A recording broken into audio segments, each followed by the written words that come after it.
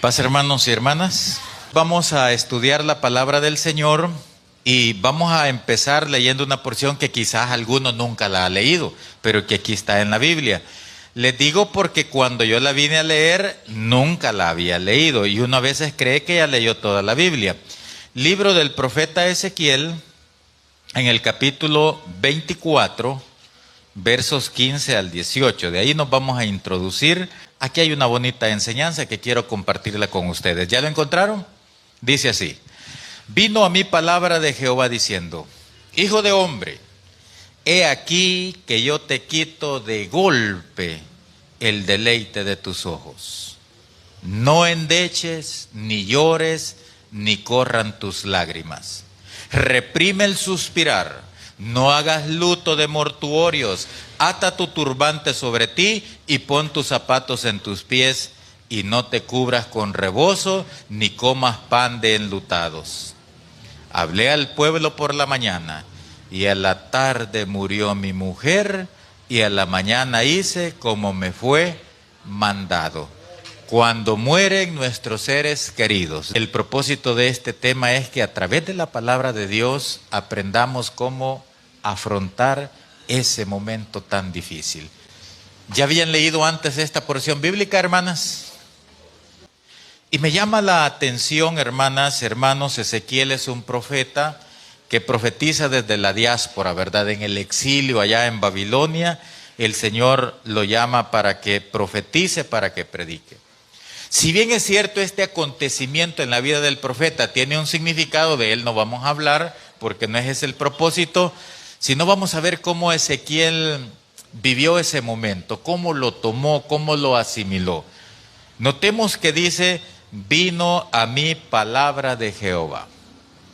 La palabra de Dios, la voluntad de Dios expresada, y ante esa voluntad los seres humanos, ¿qué podemos hacer, hermanos? Nada, porque Dios es soberano, Dios es absoluto. No se lo mandaron a decir a Ezequiel, el mismo Dios vino y le dice: vino a mí palabra de Jehová diciendo: Hijo de hombre, he aquí yo te quito de golpe, muerte súbita, inesperada. Te voy a quitar el deleite de tus ojos. Ezequiel estaba joven, tendría unos 24 o 25 años. Todavía no había procreado familia con su esposa. Y aparte que Dios le está diciendo: te voy a quitar de golpe el deleite de tus ojos, eso indica que la mujer de Ezequiel, la esposa de Ezequiel, era una mujer hermosa, que deleitaba los ojos de su marido, una mujer bella, una mujer virtuosa, una mujer que él amaba.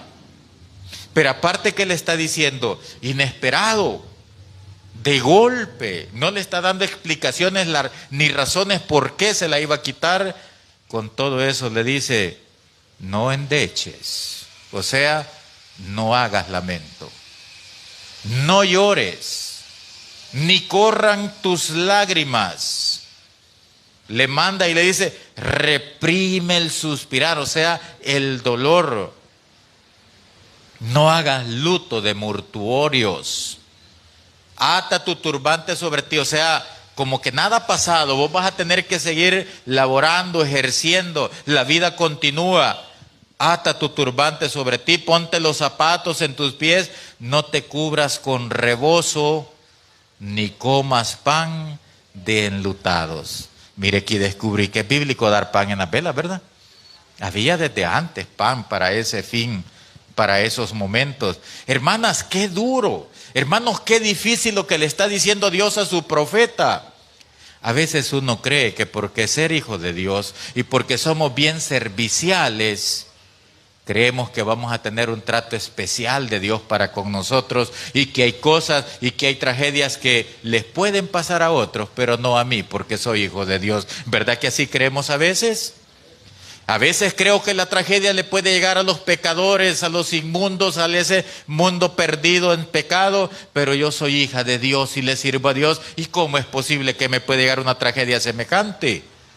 Pues Ezequiel era un sacerdote y también era profeta, entregado al Señor. Y ahora le está diciendo, te voy a quitar lo que tú más amas humanamente hablando. Y no te quiero ver llorar, no te quiero ver lamentando, no te quiero ver guardando duelo. Te me vas a poner bonito como varón, te vas a parar y vas a seguir ministrando.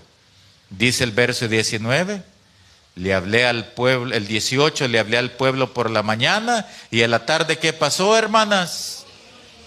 Murió mi mujer. Y a la mañana hice como Jehová me había mandado. Eso fue literal, pero tenía un mensaje, tenía un significado. ¿Por qué Dios le quitó a la mujer? ¿Por qué Dios mató a su esposa? No hay razones aquí descritas. Algunos especialistas en la materia asumen, presumen, dicen que quizás ella estaba enferma de gravedad, pero aquí no lo dice la Biblia. Pero que Dios se la quitó, se la quitó. Y le dijo a su hijo, te vas a reprimir, te vas a controlar, no te quiero ver llorando, porque tenés mucho trabajo por hacer. Y usted puede ver después en su casa, siga leyendo, ¿verdad?, que Ezequiel siguió cumpliendo su misión. ¿Qué aprendemos de esto primeramente? Antes de ir más allá en este tema, estamos hablando de una muerte súbita. Esas muertes que uno no se las imagina ni se las sueña, porque nos sentimos a nuestros seres queridos saludables, jóvenes, llenos de vida, y llega la muerte de golpe. Es esa, así se le llama, muerte súbita, ¿verdad?, repentina, inesperada. Pero veamos primero la actitud del profeta. Aceptó humildemente la voluntad de Dios. Él no cuestiona. Él no dice, pero Dios, ¿por qué? ¿Por qué a mí? ¿Y por qué no mejor la de aquellos pecadores que se quedaron allá en Judá? ¿Y por qué no los otros? Él no cuestiona. Él acepta la voluntad de Dios sin cuestionar, porque Él vino a mí palabra de Jehová diciendo. Entonces Él acepta la muerte inesperada de su esposa. Primera lección, cuando mueren nuestros seres queridos, y en este caso, cuando uno es lo que menos piensa que se va a morir, mi papá, mi mamá, mis hijos, mi esposa, su esposo. La actitud del profeta debe ser primero nuestra actitud. Y aunque eso causa dolor, aunque eso es de los eventos más tristes de la vida de todo ser humano, hermanos, ¿podemos hacer algo ante la voluntad de Dios? Lo único que podemos hacer es aceptarla. Porque sabemos que Dios es perfecto en todo lo que hace. Sin cuestionar, sin renegar, el profeta aceptó la muerte de su esposa. No pregunta. Y es ahí, ¿verdad?, donde nosotros aprendemos que ante la voluntad de Dios, hermana y hermano, en cuanto a esta parte, no podemos hacer más que aceptar. Dejemos de buscar explicaciones, ¿verdad? ¿Por qué a mí? ¿Por qué nos pasa a nosotros esto? ¿Por qué ella? ¿Por qué con él? Dios así lo estimó. El profeta lo aceptó. Y vea, qué difícil eso que le dijo Dios. Vaya, no lo quiero ver llorando. No se me va a vestir de luto. Ni va a comer pan del que dan ahí en las velas. Lo quiero ver siempre listo, preparado, porque tiene que ir a darle un mensaje a la nación, a los que están exiliados en Babilonia. ¿Qué significa esto, hermanas y hermanos? Que hay ocasiones en que la muerte llega de repente a nuestros seres amados, que a veces no nos da ni tiempo de llorarlos, de lamentarlos, porque vienen una serie de situaciones en las cuales uno tiene que tomar el control de la situación. Veamos cómo el profeta Hermanos, y esto para nosotros que somos servidores, usted que es servidora, hermana, el profeta, muere su esposa, le da sepultura y al siguiente día él está haciendo lo que Dios le mandó. No entre en depresión, no dice, hermanos, Señor, yo ya no voy a ser pastor, así está seria la cosa, yo no esperaba esto. No, Señor, yo ya no te voy a servir, hay que te sirva otro, dame tiempo para que pase el duelo. No dijo eso el profeta. Él siguió ejerciendo su ministerio. ¿Que le dolió? Por supuesto que le dolió. Era el deleite de sus ojos, su esposa. Y Dios se la quitó, se la arrebató de golpe.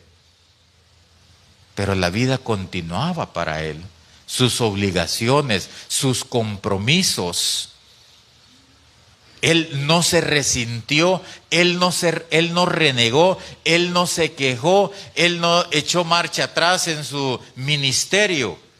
Hermana, usted no va a dejar de servirle al Señor porque Dios de súbito le quitó a su ser amado. Hermano, nosotros no vamos a dejar de servirle al Señor porque inesperadamente se nos murió alguien de la familia. Eso no cambia nuestro compromiso para con Dios. Y probablemente va a llegar algún momento que pasen estos eventos que, bueno, pero quizás no la quería el hermano, no llora, dicen, ¿verdad? La gente. O dicen de la hermana, quizás no lo quería, al hijo, o al marido, o al papá, o a la mamá, porque no vemos sus expresiones de dolor. Es que hay momentos que no queda ni tiempo para eso. Usted podrá decir, el hermano quizás habla así porque no ha vivido esas cosas. ¿Cómo no? Yo he tenido 2 casos bien duros. Una abuela, de esas abuelas que son mamá abuela, que yo me acuerdo de que tengo memoria, yo pasaba todo el día con ella porque mis padres trabajando, ella nos cuidaba. Y todavía todas mis hermanas y yo hicimos vida familiar, nos casamos, tuvimos hijos, y allí estaba la abuela. Ahí estaba la abuela. ¿Cómo se quieren esas viejitas, verdad, hermanos? Son abuelas mamás, les dice uno. Pues cuando murió mi abuela, la mamá Eva, corriendo, todavía llegué, hermanas, todavía estaba bien tibiecita mi abuelita, tenía el cuerpo todavía tibio. Tuve esa oportunidad de sentirla. Mire que ese es un impacto, pero yo era el pastor de la iglesia. No podía yo en ese momento quebrantarme, llorar, y pues sí la sentía. Todavía la sueño a mi abuelita. Pero yo era el pastor, hermanas. Hermanos, yo era el pastor. Y sí recuerdo que me quebranté como 5 minutos en la cama y mi prima solo me puso el hombro en la espalda. Me dijo, tranquilo, hijo. Hasta ahí. Hay momentos que no queda para guardar uno luto, para llorar, para lamentarse, debido a la obligación que tenemos. Y hay que enfrentar esos momentos. El segundo evento que vivimos en nuestra familia, mi esposa y yo perdimos un bebé. Y yo seguía siendo pastor en Quesaltepeque. Y saben, hermanos, esa noche se muere una hermana también. Tenía que lidiar con el dolor de ella y el mío, y lo otro que se había presentado en la iglesia. Ahí solo Dios le ayuda a uno. Tenía que consolarla a ella, consolarme yo y estar allá con mi compromiso de pastor. Pero Dios nos ayuda. Eso sí le voy a decir, ¿verdad? De ahí como a los 3, 4 meses, cuando uno viene a reaccionar, le entra la llorazón a uno, ¿verdad? Porque no ha tenido tiempo para expresarse, para desahogarse, para plasmar el dolor, ponerlo en las manos del Señor. Pero, pues nosotros tenemos que resignarnos, tenemos que aceptarlo. Uno no puede decir, bueno, Dios, ya no te sirvo, yo no esperaba esto. Esto no es justo, Señor, que tú permitas que haya pasado en nuestra vida. Cuando nuestros seres queridos mueren, hermanas y hermanos, siempre nos van a generar un impacto, más cuando, como vemos el caso de Ezequiel, muerte súbita, que uno nunca se lo esperaba. Ahí debemos de actuar como el profeta Ezequiel, aceptar la voluntad de Dios y la vida continúa, hermano. Hermano, la vida continúa y no por eso vamos a dejar de servir al Señor. Tenemos que seguir adelante. Porque usted, hermano, usted, hermana, tiene sus responsabilidades para con su familia. Nosotros tenemos nuestras responsabilidades, aparte de la familia, también con el servicio en la obra del Señor, y es ahí donde debemos de aceptar. Y repito, hermana y hermano, es un error creer que por ser hijos de Dios hay tragedias que las vamos a ver solo de lejos. Tarde o temprano nos toca vivirlas en carne propia, pero es la voluntad de Dios.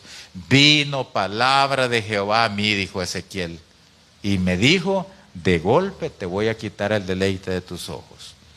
Entonces debemos de aceptar la voluntad soberana de Dios, porque al final Él es perfecto en todo lo que hace.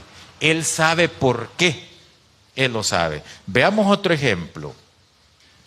Ahora vamos a ver el ejemplo que está en el segundo libro de Samuel, capítulo 12, verso 15 al 17.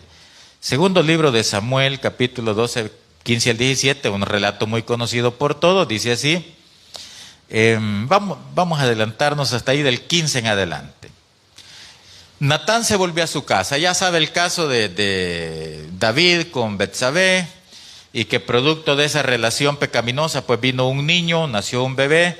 Y dice el verso 15, Natán se volvió a su casa y Jehová hirió al niño que la mujer de Urías había dado a David, y el niño enfermó, dice la palabra, gravemente. David amaba al niño, porque el niño era su hijo.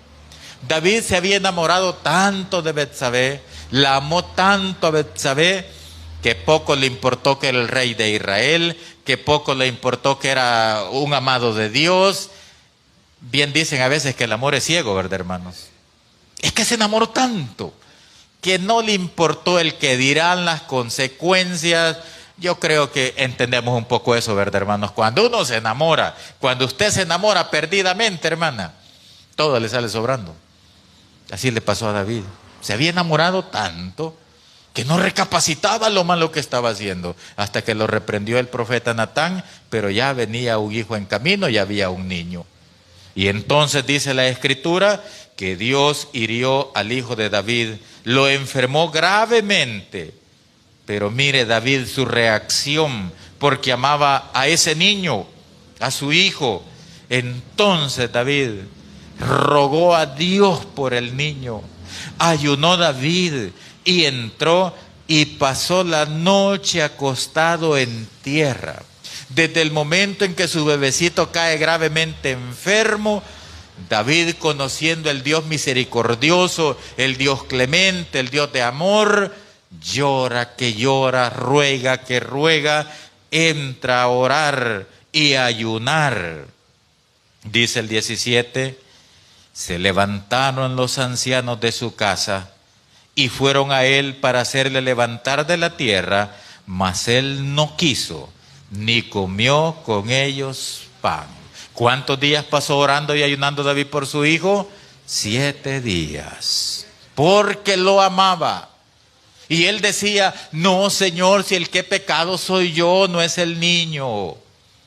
Y porque él, mi Dios, si yo soy el culpable, él no tiene nada que ver. Y era cierto, ¿verdad? El niño no era culpable de nada, pero la voluntad del soberano fue esa, que ese niño no viviera.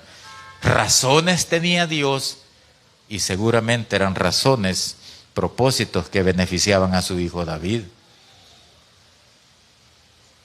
Podemos discutirle en otro tema, la razón por qué se murió, ¿verdad? Venía otro ya en camino, que era el elegido. Pero el punto es este, que David lo amaba.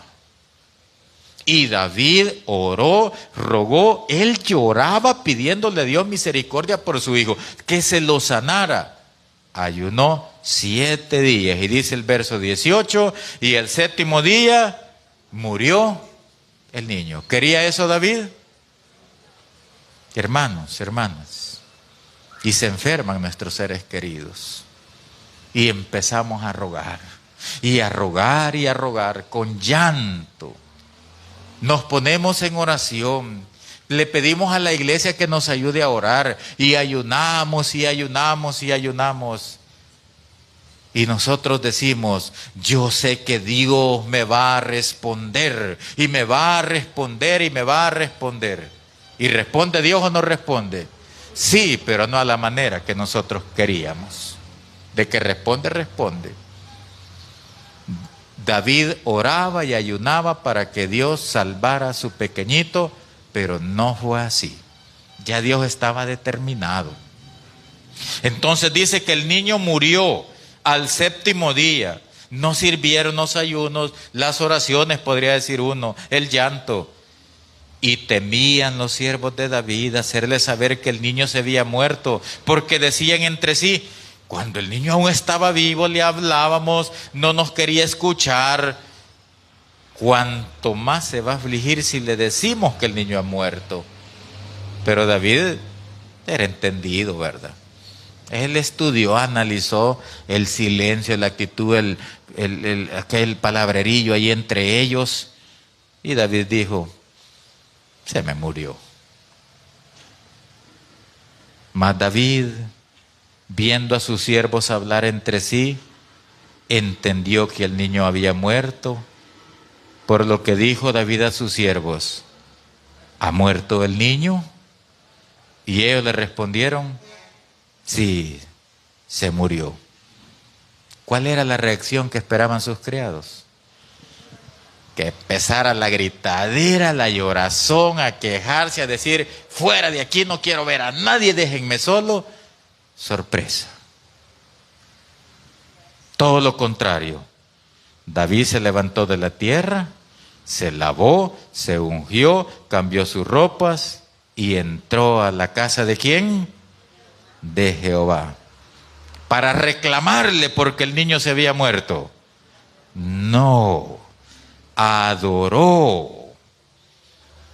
Porque mientras estuvo clamando por su hijo, él no podía ir al templo porque tenía que velar por su hijo. Pero cuando su hijo muere, ya no había nada que lo atara para seguirle sirviendo al Señor. Ahora él va al templo y adora, y después viene a su casa y pide, le dan pan y come. Bueno, dijeron, qué raro está esto. La gran llorazón cuando estaba enfermo, ahí que se encerró, no quería ver a nadie, y ahora que el niño se murió, ¿y qué le pasa al rey?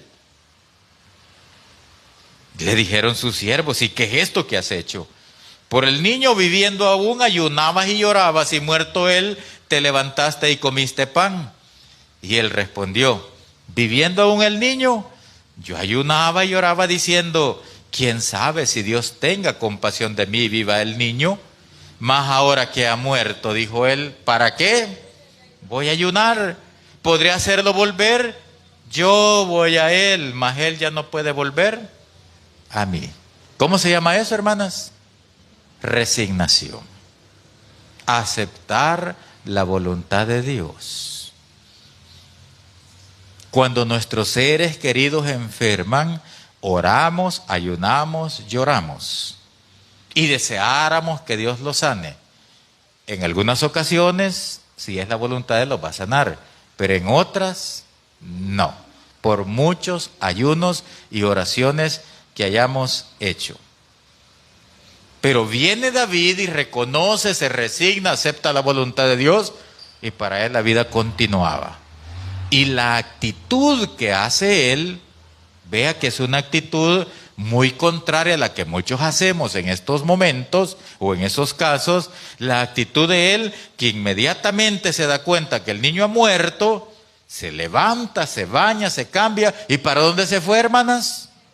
Para el templo. ¿A qué fue, hermanos? A adorar a Dios. ¿Sabe qué hacemos nosotros después que ha muerto nuestro ser querido? En lugar de buscar a Dios, nos alejamos más de Él. Mire qué pasó de la hermana. Desde que se murió el pariente ya no ha venido. Ay, pobrecito, ¿verdad? El dolor, la tristeza es comprensible. Y la hermana, ay, sí. Y mire, muchos en ese estado, el enemigo se los ha ganado y ya no volvieron a la iglesia. Aquí tenemos, y perdone que esto puede ser tan duro lo que estoy diciendo, pero lo dice la palabra del Señor. Es la actitud que demostraron estos hombres. Pasado ese momento y se resignan, aceptan la voluntad de Dios. Ezequiel siguió sirviendo y David inmediatamente para el templo. Ya no a seguir llorando, ni renegando, ni reclamando, sino a ponerse a la disposición de su Dios, adorarlo, adorarlo. Y después dice que regresó a consolar a su esposa. Entonces veamos, hermanas, hermanos, tanto si la muerte súbita, como si se pasa un proceso prolongado de enfermedad, pero la muerte le llegó a nuestro ser amado, hay que aceptarlo, hay que resignarnos. No es que Dios no nos escuche, no nos quiera, sino recordemos lo que dice su santa palabra. Miren, dice él, sus pensamientos no son mis pensamientos, ni los caminos suyos son los míos. Él es perfecto en todo lo que hace. Y de algo debemos de estar nosotros seguros. Yo sé los pensamientos que tengo para ustedes, dijo el Señor. Pensamientos de bien y no de mal. Aunque aún en el momento lo vea así. Pero estos dos hombres nos dejan esas grandes lecciones. Uno no renegó, no pidió explicaciones ante la muerte súbita de su mujer. El otro llora, ayuna, pero su hijo muere, se resigna. Hizo lo que tenía que hacer, pero la voluntad de Dios ya estaba definida, que ese niño tenía que morir.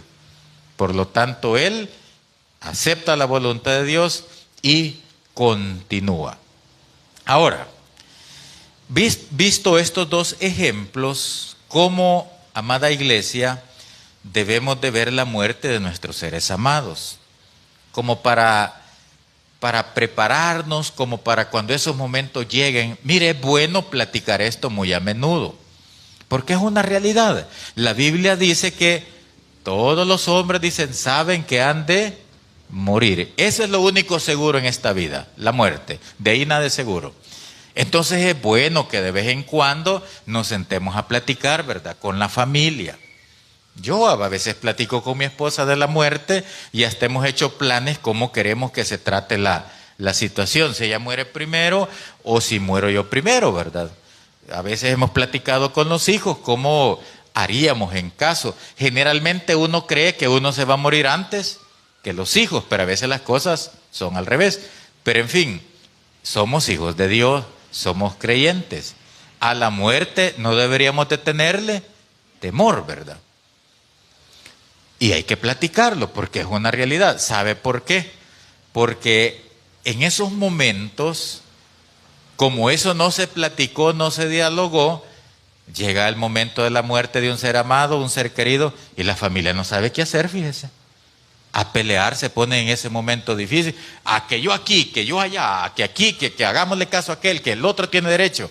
No, mejor en vida, hermana y hermano. Mire, los seres humanos respetamos la voluntad que la dejó escrita alguien antes de morirse, ¿verdad? No, fíjese que, por ejemplo, ¿verdad?, allá en Quesaltepeque murió un hermano muy querido, pero él, su voluntad había sido que a la hora de morir, aunque vivía en Quesaltepeque, pero él quería que lo enterraran donde estaban sus familiares, ¿verdad? Lo llevamos hasta Joya de Serén, allá en Opico. Él era la voluntad de él. Qué bonito cuando se deje establecido. Por ejemplo, en mi caso, ¿verdad? Si yo muero primero, Gloria y mis hijos saben que me tienen que llevar a la casa de oración. Allá me tienen que ir a velar. Por eso, esto hay que platicarle, hermanos, y para ahí vamos. Todo hombre sabe que ha de morir, no nos vamos a escapar, a no ser que Cristo venga mañana. Es bueno hacer planes, que quede asentada nuestra postura, definidos, para que a la hora no anden ahí discutiendo qué van a hacer con el cuerpecito de uno, ¿verdad? ¿Saben otra cosa que he dicho yo? Yo no quiero un gran paseo, la pobre gente asoleándola ahí detrás de mi cadáver, en picas de un solo directo, allá que me esperen si es posible la entrada al cementerio. Y mire, rápido. Si uno ya no sabe, hermano, si uno no se da cuenta de nada. Ahora, eso digo yo, ¿cómo va a reaccionar la familia? Yo no sé, pero al menos ya saben. Que sí, mire, es que, le digo, uno pasa esa experiencia y es penoso ver la familia que está discutiendo. ¿Qué van a hacer? No es como cuando ya está todo definido, ¿verdad? Pero son unos conceptos muy propios míos. Usted no me haga caso a todo, ¿verdad? Usted póngase de acuerdo. Pero ¿cómo ver la muerte de nuestros seres queridos, máximo cuando estos son creyentes? Vamos a ver. Daniel capítulo 12, versículo 13. Mire, primero debemos de comprender, hermanas. Mire, es que al final uno no llora por el muerto, si uno llora por un hombre. Cosas, por eso les digo, esto hay que platicarlo, porque esto es inevitable. Pero ¿cómo debemos de ver la muerte? Daniel 12, 13. Y tú, le dijo Dios a Daniel, irás hasta el fin y reposarás. Dios le está diciendo a su hijo, miren, Daniel fueron como 75 años de servicio. Porque él como de 15 años fue llamado al ministerio y murió casi de 90 años. Y Dios le dice, vaya hijo, le dice, cierre este libro, séllelo, todo esto va a pasar. Usted, le dijo, va a ir a reposar. ¿Qué es la muerte, hermanas? Es un descanso, hermano. Es un reposo, hermano. Mire, si solo allí vamos a descansar, aunque mi esposa dice que ni allí. Cuando a veces la molestan mis hijos, ustedes allá me van a ir a buscar al cementerio, dice, para estarme preguntando cosas. Pero es la realidad, hermana y hermano. Empecemos a entender esto, la muerte de nuestros seres queridos. Hermana, mire, su mamá tanto las crió a ustedes. Hoy le está criando los nietos. Y si es posible, le va a criar bisnietos. Y el papá se mató, se quitó la vida. Y todavía todo ancianito, todo enfermo, llega el hijo a visitarlo y a quejarse y le dice, ay, llévate estos $5 en algo, tal vez te sirven. ¿Verdad que se dan casos así? Y es que los padres que amamos tanto a los hijos que, ay, no haya que hacer uno por ellos. Todo torcido uno, pero ahí anda ayudándoles, ¿verdad? Justo es que descansemos, hermanos. Dejémoslo ver, vaya, Señor. Le diste descanso a mi papá. Era la única manera que descansara. Mi abuelita querida esta que les digo, Eva, ahí en la cama, mire, espantando los pollos con un chiribisco. Queriendo lavar trastos la anciana, como gente de trabajo, ¿verdad? Entonces, para los hijos de Dios, y aunque no fuesen hijos de Dios, pero la muerte es un descanso. Acordémonos lo que dijo el siervo Job, que la vida está llena de ¿qué cosas? Dijo, de sinsabor, de tanto trabajo, de tanta dificultad. Mire, a veces uno en eso de querer que no se muera mi ser amado, hasta el egoísta es uno, ¿verdad? No, hombre, hay que dejar, hay que permitir. Dios sabe, dice, vaya hija, usted ya mucho sufrió, ya mucho trabajó, justo es que descanse. Así le dijo a Daniel, hijo, toda una vida sirviéndome. En el exilio, mira, te saqué de Israel, te traje a Babilonia y aquí me has sido fiel, ya descansa. Ay, te vas a levantar después a recibir tu herencia. Entonces la muerte de su mamá que falleció, de su papá, de su hijo, si eran creyentes, está descansando. Y si no era creyente, también está descansando. La muerte es un descanso. ¿Qué más es la muerte? Segundo libro de Reyes, capítulo 13, versículo 20. Segundo libro de Reyes 13:20. Oiga cómo dice. Y murió Eliseo y lo sepultaron. ¿De qué murió Eliseo? ¿Cómo murió? Eliseo, aquel que con el poder de Dios resucitaba muertos, ¿verdad? ¿Se acuerdan que resucitó al hijo de una viuda, ¿verdad? Aquel hombre que en el nombre de Jehová sanaba lepras. Aquel Naamán le dijo, anda, zambullite 7 veces al Jordán y quedas limpio. ¿Sabe de qué murió Eliseo, hermana? Trasládese al verso 14. Estaba Eliseo enfermo de la enfermedad de que murió. ¿Y cómo es que sanó a otros y él no se pudo sanar? Qué irónica es la vida. ¿Y cómo es que resucitó a otros y Dios permitió que su gran profeta muriera de una enfermedad? Eliseo murió de una enfermedad. El siervo de Dios que recibió doble porción del Espíritu de Jehová. Porque eso le dijo a Elías. Pídeme lo que quieras antes que me arrebaten, le dijo Elías. Quiero doble porción de ese poder que tú tienes. Hermanas, murió de una enfermedad.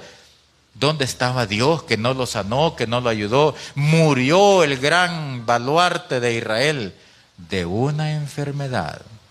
La muerte, amada iglesia, es el fin del sufrimiento de una enfermedad.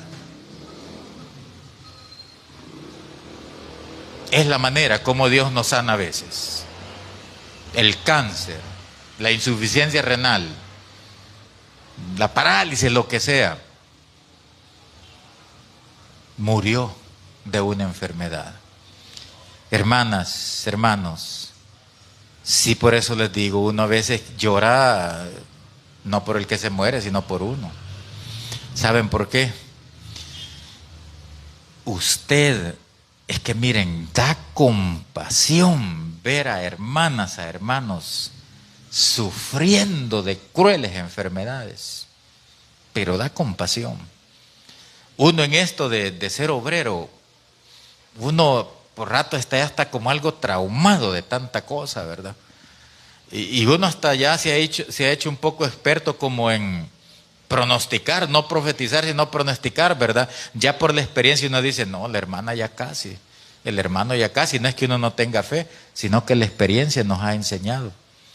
Pero miren, hermanas, yo vengo de ver mujeres y hombres padecer meses y algunos hasta años de enfermedades que da compasión, hermanos. Que hasta el más duro se quebranta viendo allí al hermanito literalmente revolcarse del dolor en el lecho. La muerte es el fin de un terrible sufrimiento. Qué terrible la hermana, tan jovencita. Somos egoístas a veces, ¿verdad? O sea, uno llora, uno siente, pero no lo que está sintiendo el enfermo, no lo que está sufriendo. Y así como he visto varios que claman. Recuerdo cuando la hermana decía, papito, papito, ya no aguanto. Y un día, jueves por la noche, Dios escuchó su clamor y le dijo, hija, ya, tranquila, ya pasó, ya pasó. Descansa ella, su madre, su familia, que tanto sacrificio, tanto desvelo.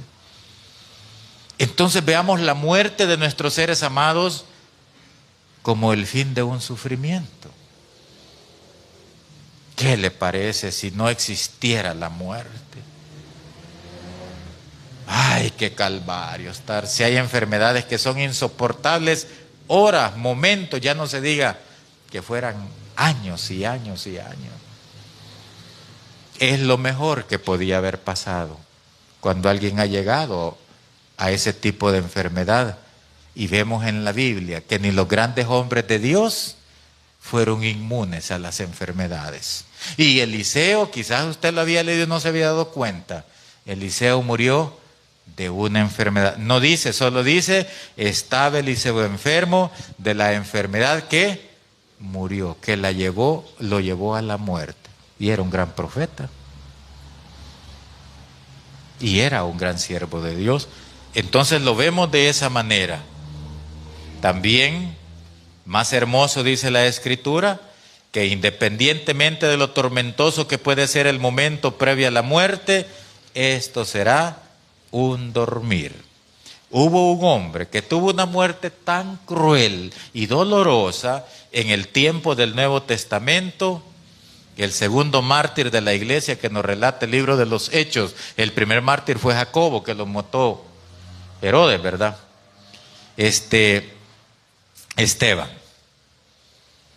Esteban murió, ¿cómo se dice los que matan a pedradas? Apedreado, pero vapuleado. Qué muerte más triste, ¿verdad? Lapidado, ¿verdad? Pero dice la Escritura en Hechos 13:36 que sufriendo él las piedras en su cuerpo, alcanzó a decir, porque a la verdad David, habiendo servido a su propia generación, según la voluntad de Dios, dice, durmió y fue reunido con sus padres y vio corrupción. Esteban, en este caso el apóstol, vamos a ver que Pablo nos está hablando de David que pasó a morir. Así dice aquí versículo 13:36, que David, su muerte es considerada como dormir. Pasó a dormir, dice, y fue reunido con sus padres y vio corrupción. Pero lo que les quería leer es lo de Esteban, ¿verdad? Que está en el capítulo 7. Ahí está. Y puesto de rodillas, dice 7:60 de Hechos, clamó a gran voz. Todavía dijo, no les tomes en cuenta este pecado. Y habiendo dicho esto, ¿qué dice la palabra? Durmió. ¿Cómo habrá quedado de desfigurado el cuerpo de Esteban? Pero solo fue a dormir. La muerte, amada iglesia, es un dormir. Es un descanso en términos generales, para todo el mundo. La muerte es un descanso, la muerte es el fin de un sufrimiento de enfermedad, la muerte es un dormir, para todos, absolutamente para todos. Ahora, para los hijos de Dios hay otras especialidades. Aparte de ser un descanso, de ser el fin de una enfermedad, de ser un dormir, ahora para el Hijo de Dios, para aquellos que nos ha tocado sepultar a nuestros seres amados que también eran de la iglesia, dice Apocalipsis 14:13, oí una voz que desde el cielo me decía, escribe, bienaventurados de aquí en adelante los muertos que mueren en el Señor. Entonces es una dicha, es una bienaventuranza, es dichoso el que muere en el Señor. Entonces debemos de ver así la muerte de nuestros seres queridos. Dichoso, feliz mi mamá aunque sea llorando, feliz mi mamá que murió sirviéndole al Señor. Qué dichoso mi papá, yo quiero seguir su ejemplo, es lo que deberíamos de decir. Es una dicha, debemos de verlo como algo que es de bienaventuranza. Y Filipenses capítulo 1:21 dice, morir en Cristo es ganancia. Así que los cristianos no podemos andar diciendo, cuando mueren nuestros hermanos y nuestros seres queridos, lamentamos la pérdida del hermano. ¿Cuál pérdida? Lamentamos la pérdida de la hermana fulana. No. La muerte del creyente no es pérdida, es ganancia. Entonces, hermana, su dolor al ver a su ser querido fallecer se transforma en lugar de pérdida en ganancia. Pero hay que entender así la muerte.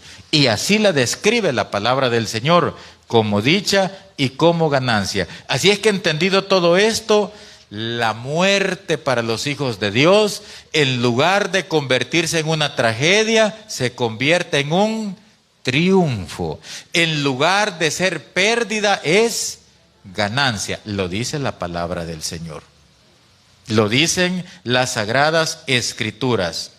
Ahora, entendiendo todo esto, quiero referirme a las primeras lecciones del manual doctrinal, especialmente la número 9, y ya con esto voy a ir terminando, que dice por acá, miren, es bueno de vez en cuando repasar este cuadernito. La lección número 9 que habla de costumbres religiosas en el numeral 3 y literal C, hablando de la muerte de los seres amados. Dice, primero dice, numeral 3, al morir un familiar suyo que sea miembro de la Iglesia de Dios y que usted ejerza, ¿verdad?, autoridad familiar, ¿verdad? Un ejemplo, ¿verdad? Para no dañar sentimientos, voy a tomarme yo el ejemplo. Tuviera yo el privilegio de que muere mi padre o mi madre que todavía están vivos y mueren bajo mi tutela, por decirlo así, yo soy el que tengo la autoridad y soy el hijo mayor también. Entonces, como somos de la iglesia, dice, deberá actuar con toda prudencia y sabiduría siguiendo las indicaciones siguientes. Literal A, no permita que le coloquen candelas, crucifijos, ángeles y otra clase de imágenes. Eso nos dice aquí, porque estamos hablando de un fallecimiento que no es trágico, sino que es victoria, que es ganancia. Pero dice con prudencia. Al menos yo esto se lo voy a exigir a mi familia porque todos somos de la iglesia. ¿Qué es eso que mi hermana siendo bautizada iba a venir ahí con estas cositas? No. Ahora, la gente que no es de la iglesia, ahí viene la prudencia, ¿verdad?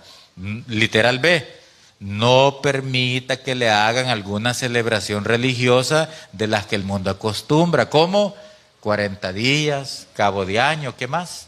Etcétera. No permita, ¿cómo? Misa, no permita, ¿verdad? Repito, dentro de mi familia, no, mamita, que nosotros no nos han... Digo mujeres, porque solo mujeres tengo de hermanas, 5 hermanas. No. Ahora, si por allá un primo que no es de la iglesia va a celebrar una misa, pero ese es él, por allá yo no voy a ir, ¿verdad? Aunque me invite. Pero esto quiero enfatizar, literal C. Pídale fuerza espiritual a Dios para no extremarse en sus manifestaciones de dolor. Pídale fuerza espiritual. Por eso la predicación es una preparación, concientización. Pedir fuerza espiritual para no extremarnos en las manifestaciones de dolor no significa que no vamos a llorar, ¿verdad? No, ¿cómo no? No significa que no nos vamos a poner tristes. Dejaríamos de ser humanos. Si es mi papá, mi mamá, mi hijo, alguien muy amado, el que falleció, no significa eso, no está prohibiendo eso, sino aquellas manifestaciones extremas, ¿verdad? Máximo cuando el que muere, murió en el Señor. No tenemos por qué estar como la gente que no tiene esperanza, ¿verdad?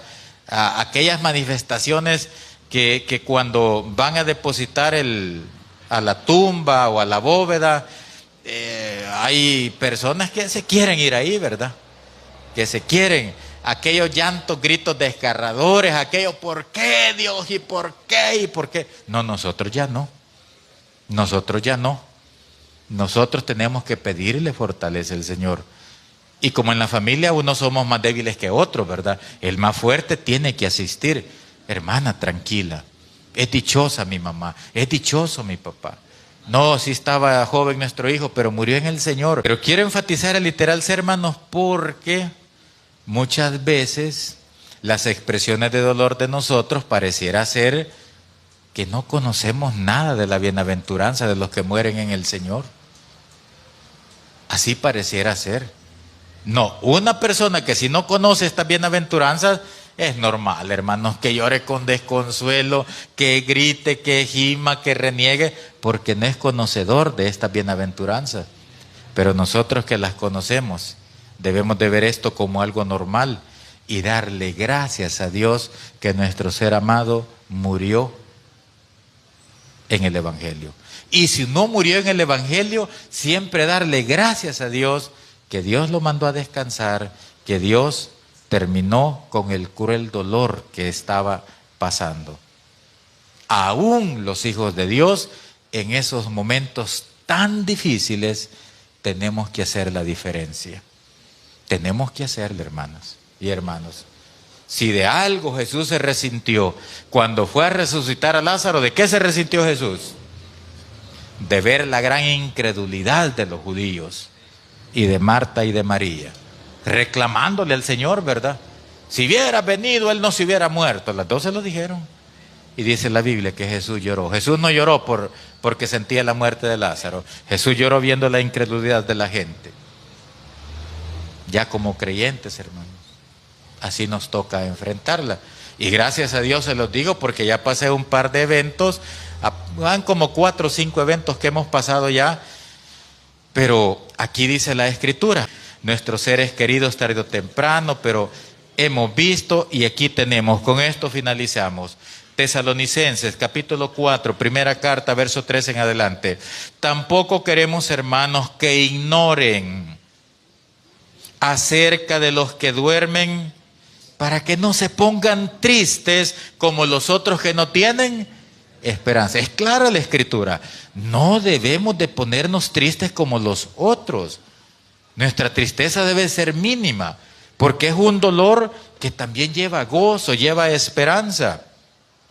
Porque si creemos que Jesús murió y resucitó, así también traerá Dios con Jesús a los que durmieron en él. Por lo cual os decimos esto en palabra del Señor, que nosotros que vivimos, que habremos quedado hasta la venida del Señor, no precederemos a los que durmieron. Porque el Señor mismo, con voz de mando, con voz de arcángel y con trompeta de Dios, descenderá del cielo. ¿Y qué pasará con los muertos en Cristo? Resucitarán primero. Luego los que vivimos, que hayamos quedado, seremos arrebatados juntamente con ellos en las nubes para recibir al Señor en el aire, y así estaremos siempre con el Señor. Verso 18, por tanto, alentaos los unos a los otros con estas palabras. Cuando mueren nuestros seres queridos, si murieron en el Señor, no es tragedia. Y si no murieron en el Señor, también veámoslo como una bendición que puso fin a todo su trabajo y a todo su sufrimiento. Que el Señor nos ayude para cuando enfrentemos esos momentos, hacerlo con el conocimiento adquirido. Paz a vosotros.